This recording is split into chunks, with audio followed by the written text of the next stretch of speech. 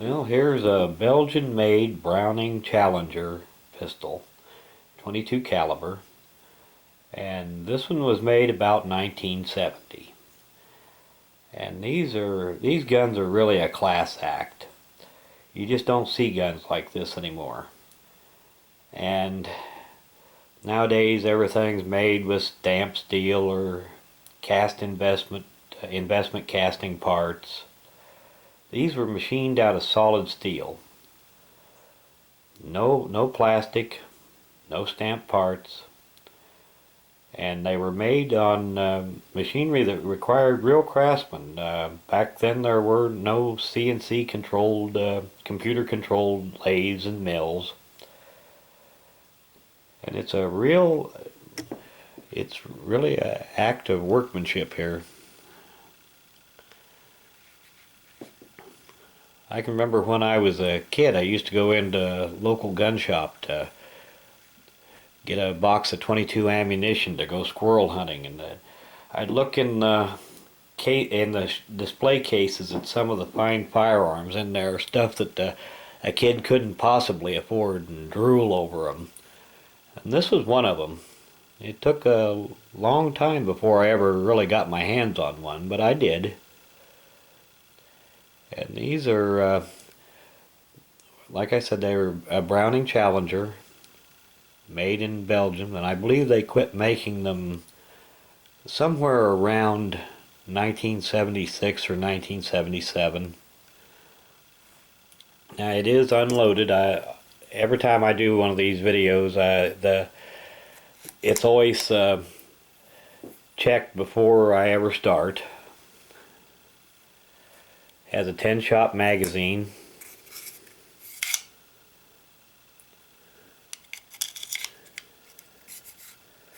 And these were quite the little shooters.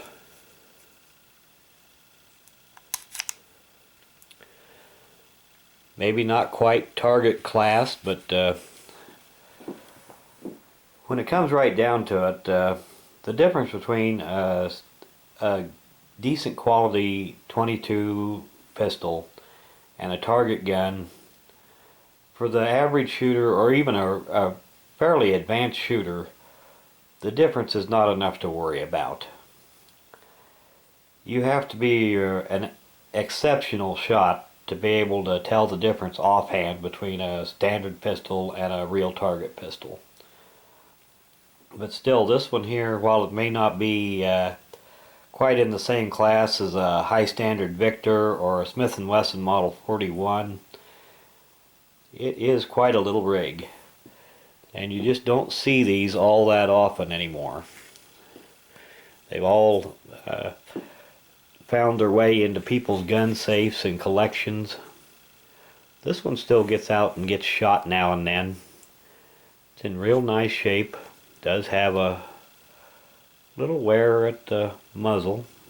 Somebody's had it in a holster a few times, but you have to look close to be able to see it. And this thing will shoot. It is a beauty. Nowadays they make guns that are functional and kind of on the ugly side. I call these, most modern guns functional drab. But back in the day, a fine firearm was as much a work of art as it was a firearm. Now these like this, I call them functional elegance. Deep blue, wood grips. You won't find a tool mark on it anywhere. They took real pride in making these. I don't know if you can read that, made in Belgium. And it's not to say that the newer ones are bad guns. They're just not quite up to the same standards as the old ones were when it comes to, fit and finish. Usually the newer ones shoot just as good, usually. But there's just something about these old guns that are machined out of solid steel that are just something that you just don't find today at least in a 22 caliber pistol. With the exception of the Smith & Wesson Model 41, they still make that one the way they used to, but the Smith & Wesson Model 41 is a pretty pricey rig nowadays.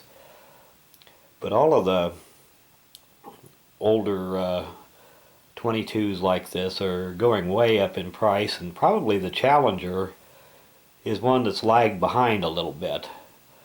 The Colt Woodsman models, they've gone sky high in price. The Model 41 Smith, most of the better high standard pistols have gone way up, and so have the nicer 22 caliber target revolvers like the Smith & Wesson Model 17 and 18 and ones like that. But I thought this one here just deserved to be shown off a little bit.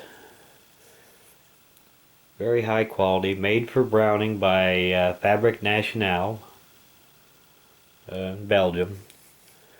Many of the Browning guns were made by FN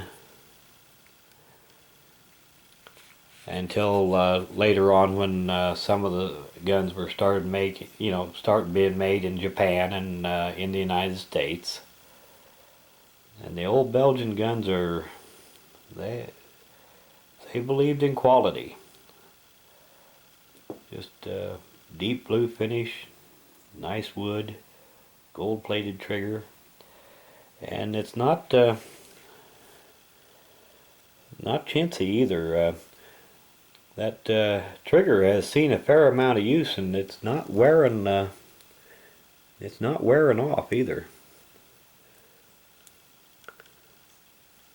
And these little guns,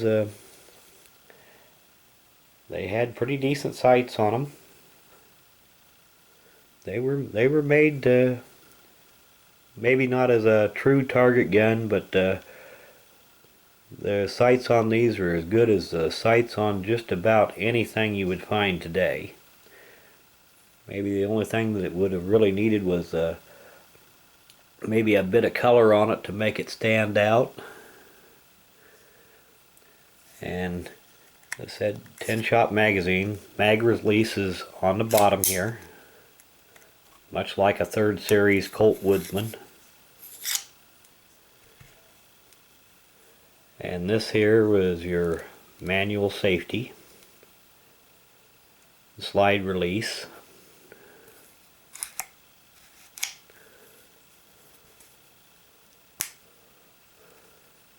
It's on safe. Push it down to fire.